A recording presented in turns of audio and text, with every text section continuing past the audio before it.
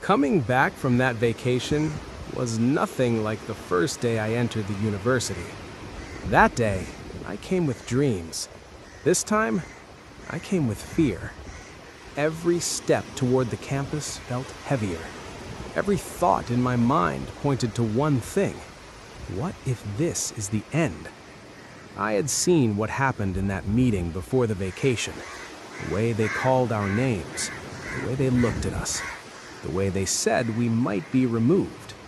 That fear stayed with me. Most of my friends handled it differently. They told everything at home. They came back with their parents.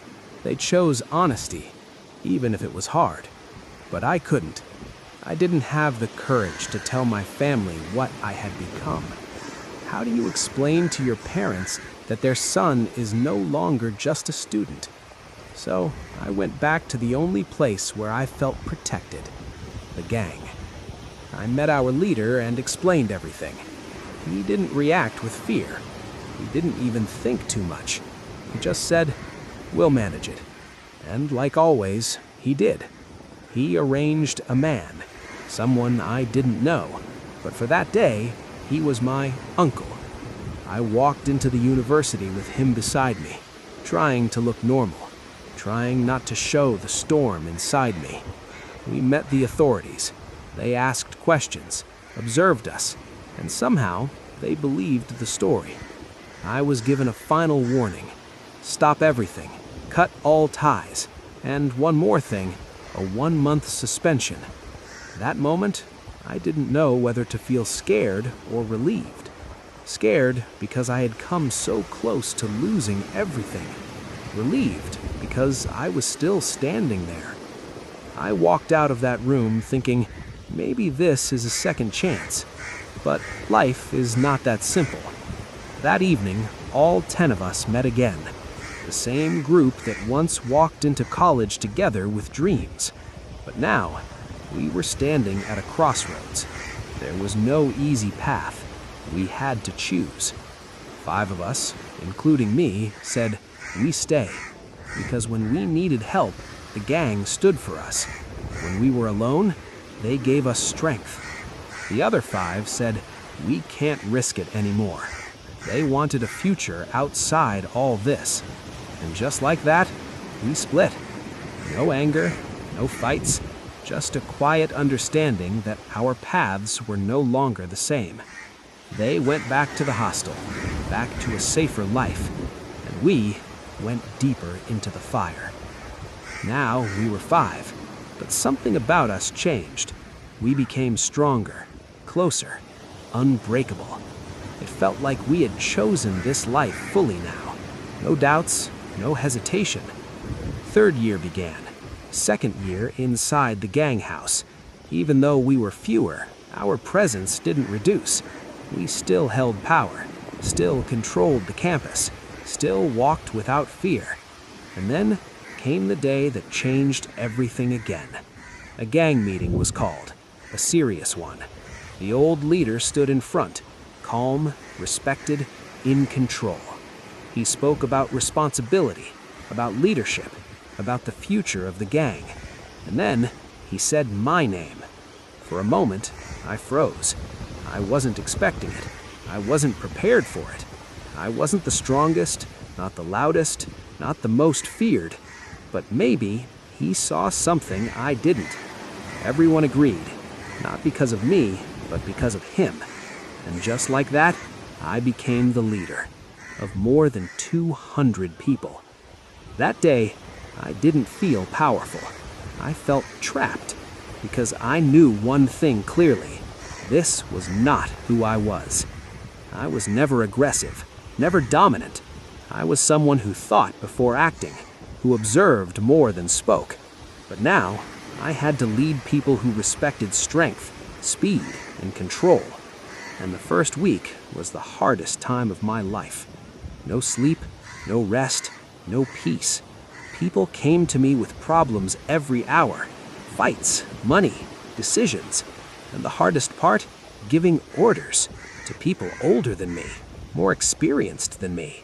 Sometimes I hesitated. Sometimes I avoided.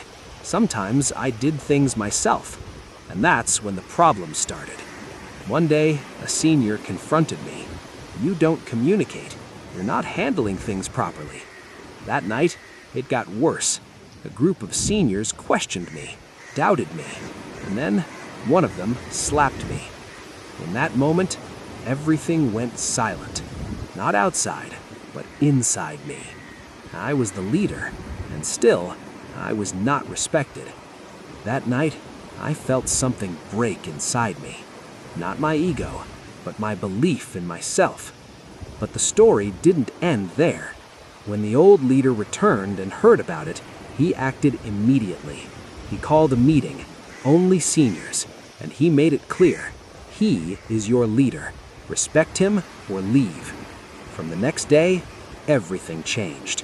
The same people who doubted me came and apologized. Respect had finally arrived. But it didn't feel real. It felt forced. Still, I accepted it, because in that world, respect doesn't come from who you are. It comes from who stands behind you.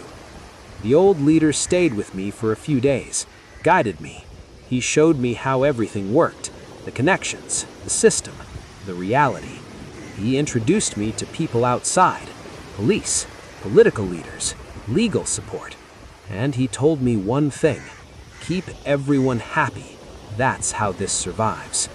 That's when I realized this was bigger than I thought. This wasn't just a group, it was a network. And now I was at the center of it.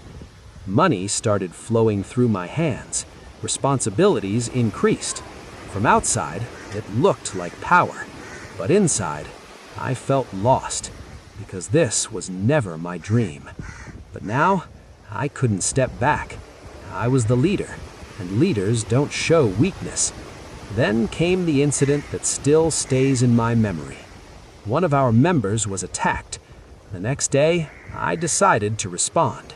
2 SUVs, a small team, no hesitation. We entered their campus, searching, but they were gone, warned. We were returning when we saw one of them, alone. We stopped, blocked him, chased him through the streets, and when we caught him, we didn't stop. What happened next was brutal. We left before the police arrived. Later, we heard he was in the ICU, critical. And at that time, we felt nothing. Just one thought: no one can stop us. In the university, I had almost disappeared. No attendance, no presence. Even the staff ignored me. Except one person, my head of department. He believed I would pass, even without being there.